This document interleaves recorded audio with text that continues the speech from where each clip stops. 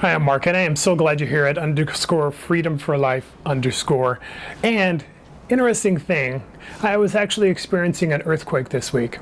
And I know this is a bit of a sidebar, but when I was experiencing the earthquake, which we do have sometimes here in California, I had a thought, and it wasn't really about the earth shaking, but what it was about life shaking. Have you ever been there? Where you were in the middle of something you didn't expect and it kind of got you off kilter, as my dad would say. It would shook up your life or your relationship or your business or whatever. So how do you get through that in a way where you're better for it, not worse? I'm about to tell you that secret, so let's get started.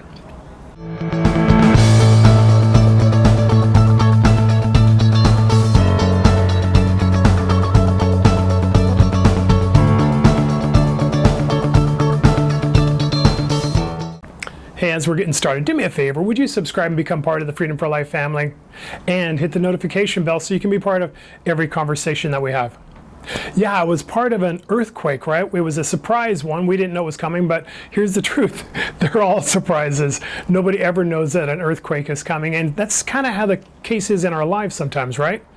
Where we're going along and everything's good, I'm paying my bills, I got my job, the relationship's okay, and then all of a sudden something goes a bit sideways and something I didn't expect did happen, and it wasn't for my benefit. Have you ever been there? Well, my question in that, as I was thinking about this earthquake we had this week, was, so how do you prepare yourself for something you can't prepare yourself for, right? The shaking, the quaking, the issues in this area, it was a physical shaking, but sometimes it's a mental, emotional, relational shaking in our lives. For one, you can prepare for the other, maybe not. I remember there was an earthquake when I was probably 15, 20 years ago. I was at a job and I remember the earthquake because it was pretty severe. I remember feeling it so much so that it almost knocked me off my feet. It was pretty substantial, and sometimes we can have different levels, right? There's the shaking of, oh, I gotta have a hard conversation, or there's the shaking of, oh, I don't know how I'm gonna get through this. But the truth of the matter is there's something you can hold on to in each of these cases. There's a foundation that you can reach out for. There's something that you can prepare for.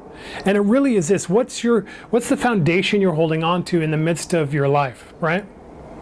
The problem with the shaking in our relationships and our life and those things is by the time it's coming, it may be too late to prepare. But you can prepare ahead of time. So what do? How do you center your life around something that'll give you stability, that you will absolutely plant you on a rock so that you're not shaken when your life is shaken, when COVID happens or when an economic downturn happens? How can you be not like everybody else and go with the wave of tragedy, of trouble, of challenge that happens? Well, the question is, what's your foundation on? For me, what I do in those times is reach back to the things that are my stability, my foundation, my rock. As a Christian, it really starts with this. My stability is with this. It's with God. And so I remember a scripture that I memorized because it was something I needed, is this, that He'll never leave you nor forsake you. See, if I understand it and know it ahead of time, when I need it, it'll be there for me. So what do you reach out for in the midst of your instability? Do you reach out for somebody else's opinion? Do you reach out for somebody else to come alongside and fix it for you? Or do you reach to the one who knows you more than any and who knew that this earthquake was going to happen?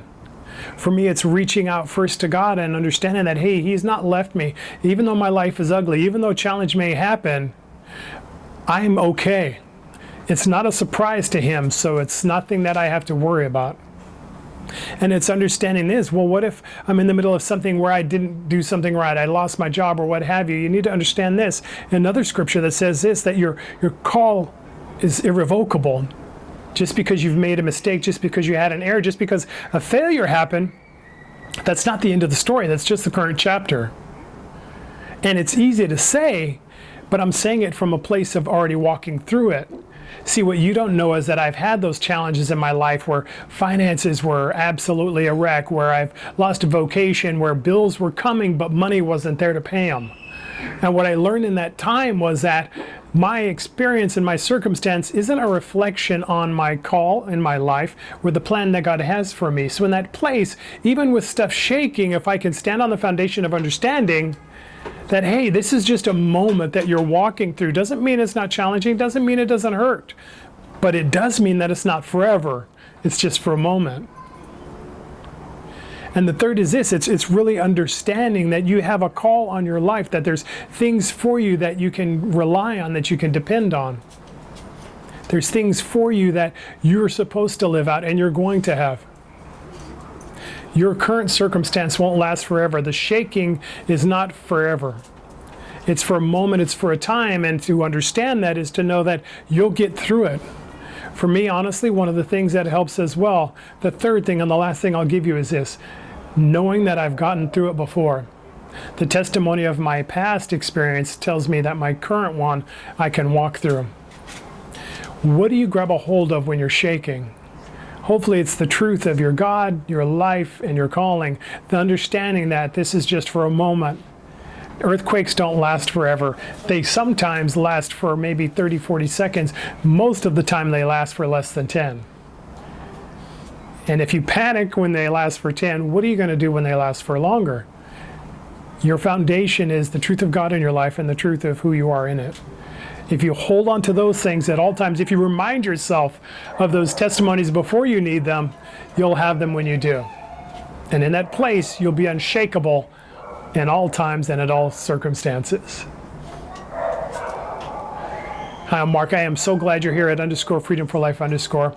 Do me a favor, in the comments, write down one area where you were shaken, but you got through it.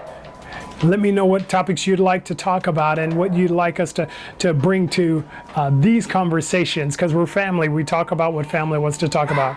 And at the end of the day, if you can do nothing else, dominate your day.